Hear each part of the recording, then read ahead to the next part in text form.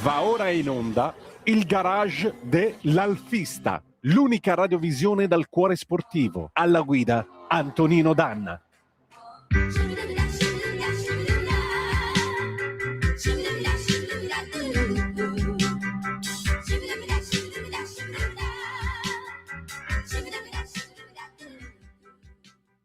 Buongiorno Antonino, a te la linea.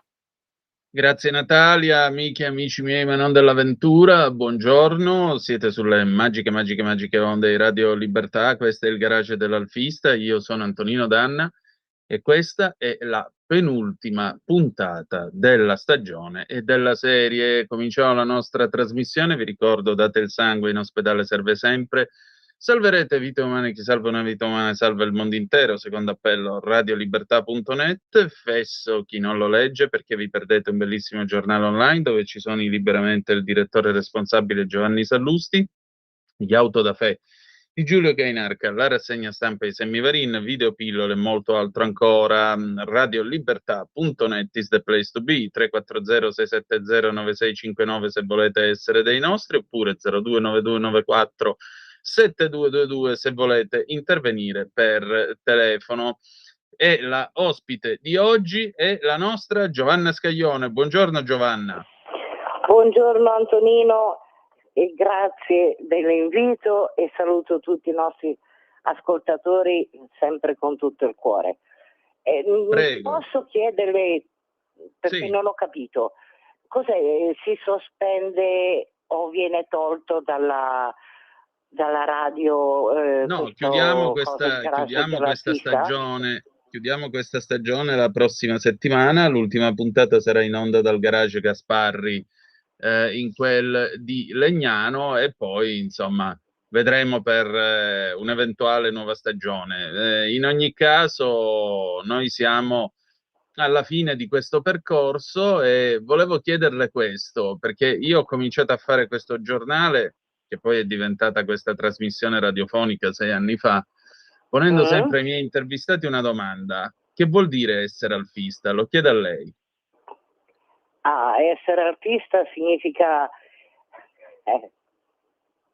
è una bella domanda, avere nel cuore l'Alfa Romeo, proprio l'unica macchina che un appassionato ha desiderio di poter avere, perché l'Alfa Romeo ha quel tocco di più di tante altre macchine, senza togliere niente a nessuno, intendiamoci, ma è proprio, come dire, essere tifosi di una squadra di calcio fino alla fine dei propri giorni. Ecco, se uno nasce e nella sua famiglia c'è un Alfa Romeo, gli entra nel cuore e resterà alfista per tutta la vita. Questo è il mio pensiero, perché naturalmente sarà probabile che acquisti nel corso degli anni, per motivi economici, per motivi di spacci, anche altre macchine di altre marche, però l'Alfa è l'Alfa, ha quel che di magico, il rumore del motore dell'Alfa, soprattutto delle vecchie Alfa, quelle moderne, insomma, sono un pochino più uguali alle altre marche, secondo me, nella mia ignoranza, perché devo ammettere che per certe cose sono veramente ignorante, ma l'Alfa è l'Alfa. Senta, ma per suo padre, cos'era l'Alfa Romeo, oltre al rapporto di lavoro, ovviamente?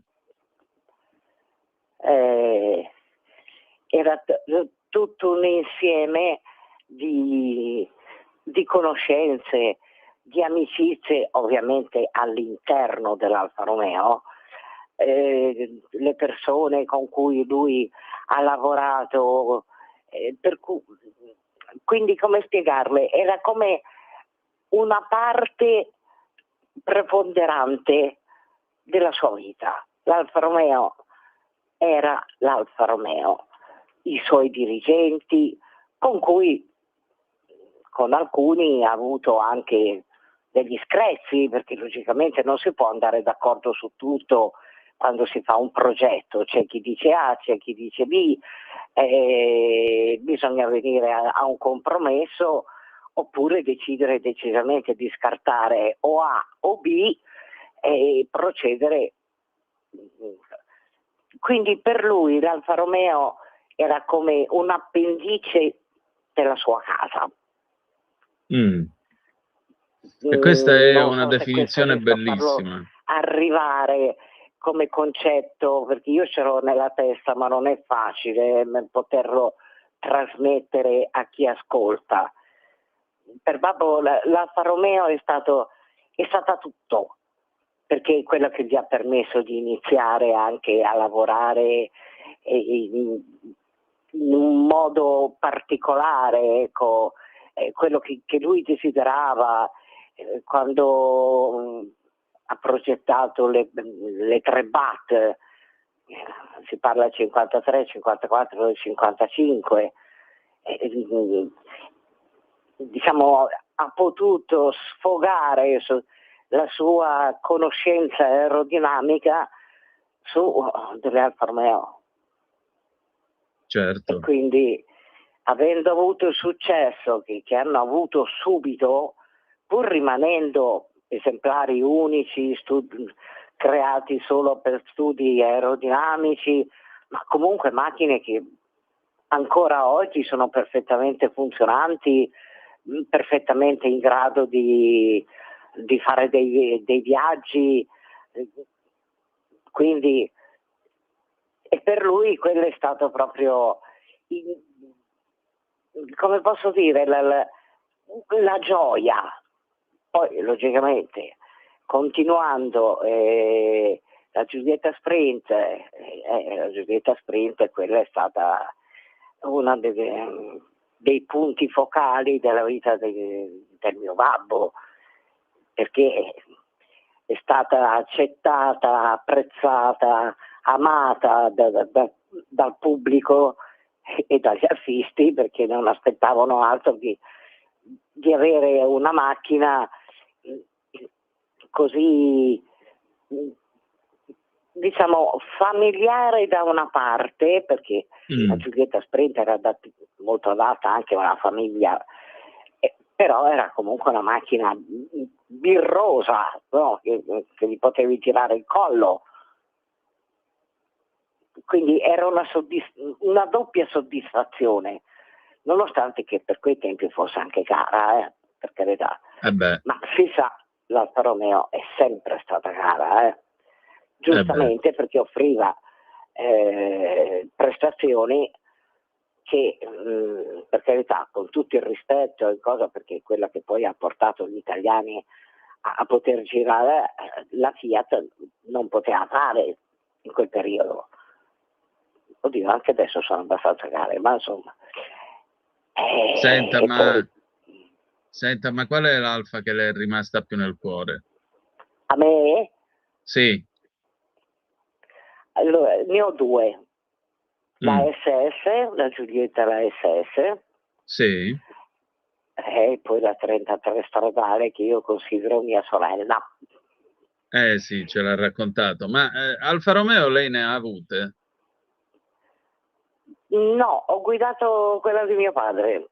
Poi per ragioni di lavoro, una cosa e quell'altra, ho sempre avuto macchinine più da battaglia, di terza mano, che anche se qualcuno me le cocciava non mi sarei messa a piangere fino alla fine dei secoli, e facilmente parcheggiabili in qualunque posto della città. Ma diciamo, sì, ma senta, ma quindi quando andava con la Giulietta di suo padre, a parte il fatto che era un tempo in cui, diciamolo pure, c'era un certo, come potremmo dire, sessismo verso le donne al volante, che guidatrice era? Ma Guardi, le posso dire questo. Intanto, adesso ovviamente non si può più, io ho preso la patente da privatista. A quei tempi era permesso, adesso no. Mi ha fatto scuola guida mio padre e mi ha sempre detto, questo diciamo proprio come base, dice: ricordati Giovanna che quando guidi tu la macchina non la devi sentire col volante, la devi sentire sotto il sedere. È vero, è vero. Perché in quel modo ti rendi conto se c'è qualche problematica. La devi sentire proprio, scusate il termine, mi vergogno, ma al giorno d'oggi si sente anche molto di peggio, la devi sentire sotto il culo. Sì, ma così dicevano infatti anche i grandi collaudatori dell'Alfa Romeo, cominciando dalla buonanima di Giorgio Langella. Questa era la prima lezione che gli facevano quando cominciavano a lavorare come collaudatori, che la macchina si guida e si sente prima di tutto col culo. Se tu riesci a sentirla, a calzarla come un guanto, a sentirne le reazioni addosso, allora è la strada giusta. Ed è il modo giusto anche di condurla. Poi lui diceva sempre che quando si fa una fotografia con la macchina o comunque quando si è vicini alla macchina bisogna sempre appoggiarsi almeno con una mano, perché il collaudatore gli trasmette l'anima, diceva lui, e probabilmente aveva pienamente ragione per quanto mi riguarda, perché sono macchine che restano con l'anima. Ma facciamo un gioco: che cosa si comprerebbe oggi potendo come Alfa Romeo?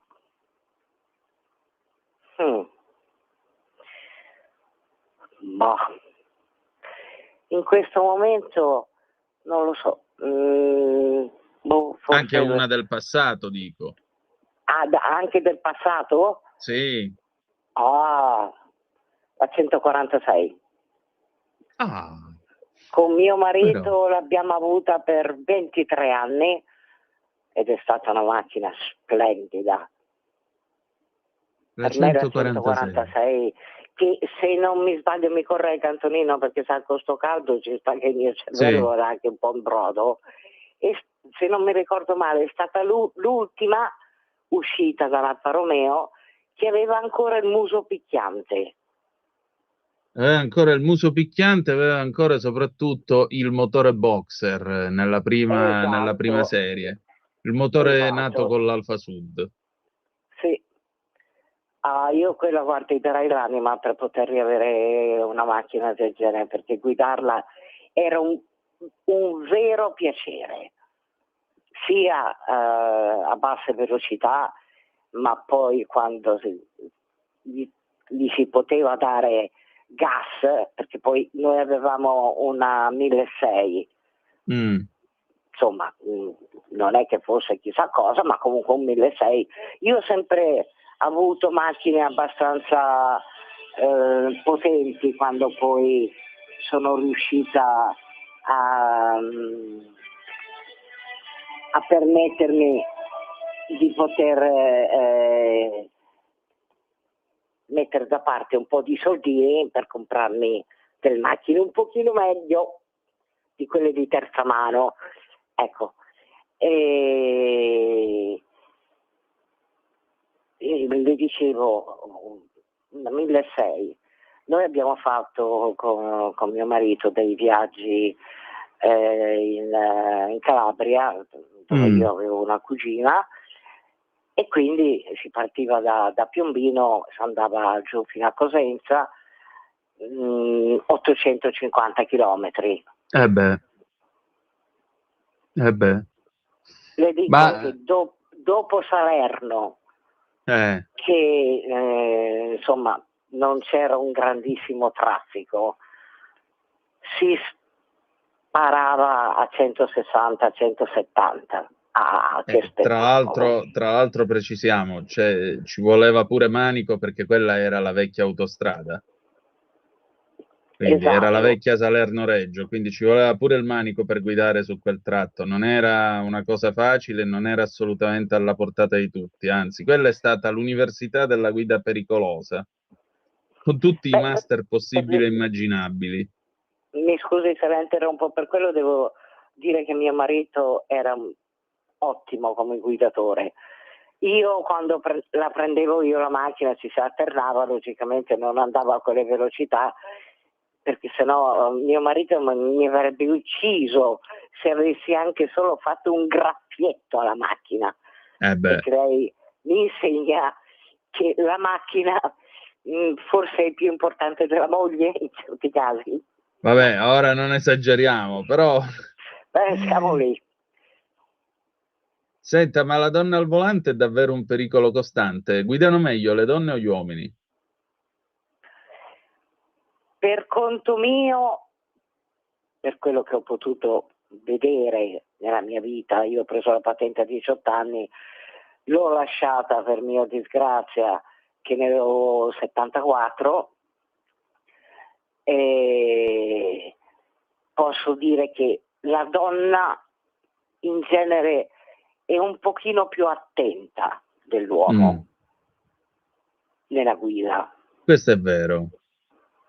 Questo è vero. Non che sia particolarmente migliore, perché direi una bugia, però più attenta sì, almeno per quella che è stata la mia esperienza di guidatrice, perché forse perché la donna, e nessuno me ne voglia da parte degli uomini, è più capace di seguire più cose contemporaneamente, proprio nasciamo in quel modo, dovendo diventare poi madri e combricola, quindi siamo abituate che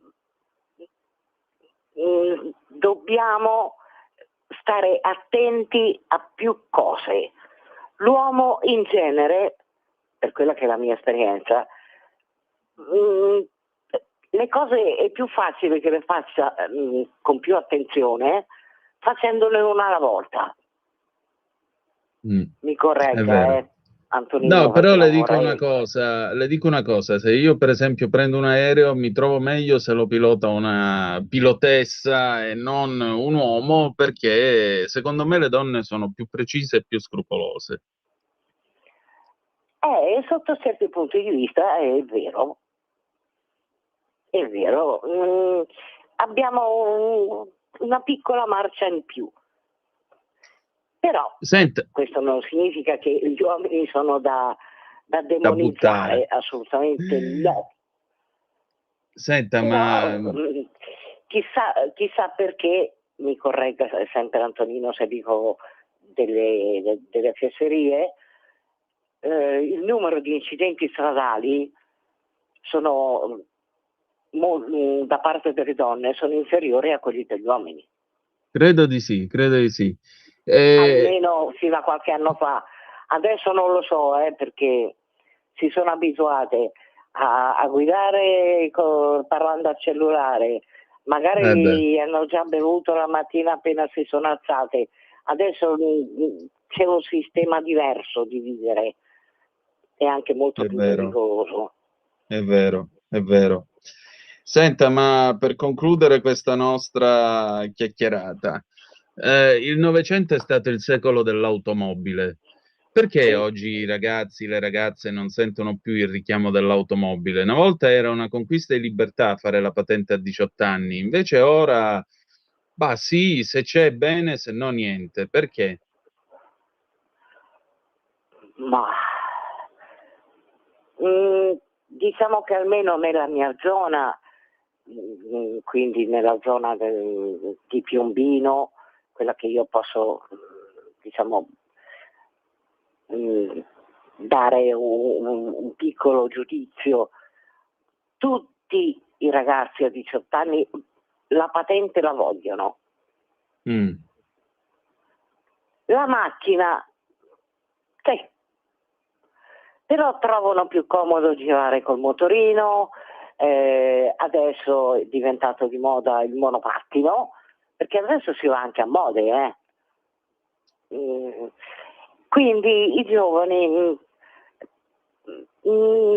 sono diversi, non sono come eravamo noi anche solo 20 anni fa.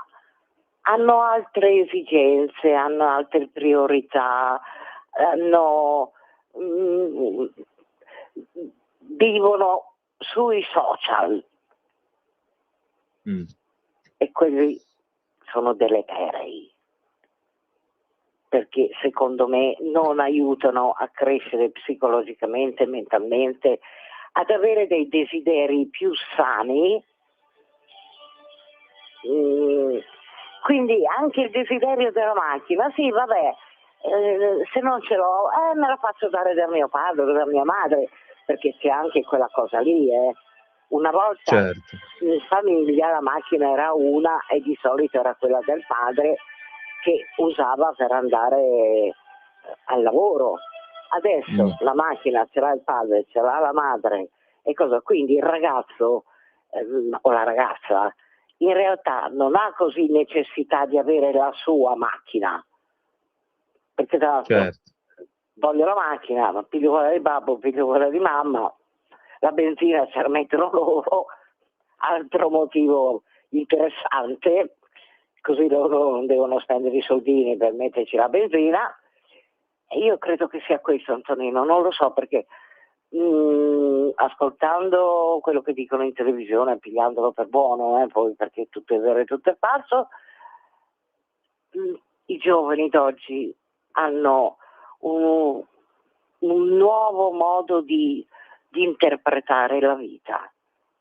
È vero. Non hanno grandi aspirazioni e soprattutto la cosa più dannosa secondo me è che non accettano il fatto che quando trovi lavoro purtroppo devi iniziare dalla gavetta, per cui cosa succede?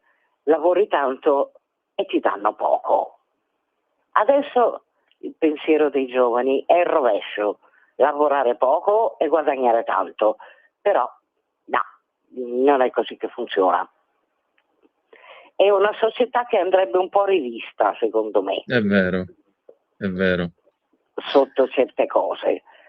Lei guardi soltanto quello che succede addirittura nelle scuole, che vanno col coltello in tasca. Si accoltellano o magari sono fuori, bevono qualcosa, sono in un bar e un ragazzo fa un complimento magari un pochino più osé alla fidanzata del suo amico, tirano fuori il coltello e lo fanno fuori. Questo è una cosa che va assolutamente debellata. Decisamente. Giovanna, allora, noi siamo arrivati alla fine. Io la voglio ringraziare come sempre del suo tempo e della sua cortesia. La ringrazio anche per la sua testimonianza. Voi con tutto il cuore. Si figuri. Per la sua testimonianza, per aver dato lustro a questa trasmissione, perché questo è un mestiere nel quale noi siamo dei testimoni, per cui a maggior ragione poter incontrare chi è in grado di raccontare la storia in prima persona è oro, vale oro, quindi grazie dell'oro che ci ha regalato. E che dire di più? Ringrazio voi per aver avuto la volontà di invitarmi, ringrazio lei Antonino con tutto il cuore, Alessandro e tutti gli ascoltatori a cui voglio veramente bene, perché se ci seguono e se hanno voglia di ascoltarmi io posso solo volergli bene. Decisamente, grazie ancora. Adesso Centro Ronchi e poi il 25 di luglio tutti al Garage Gasparri per l'ultima puntata della stagione. Grazie ancora e ricordate che malgrado tutto, the best is yet to come, il meglio deve ancora venire. Vi ha parlato Antonino Danna con Giovanna Scaglione. Buongiorno. Avete ascoltato il Garage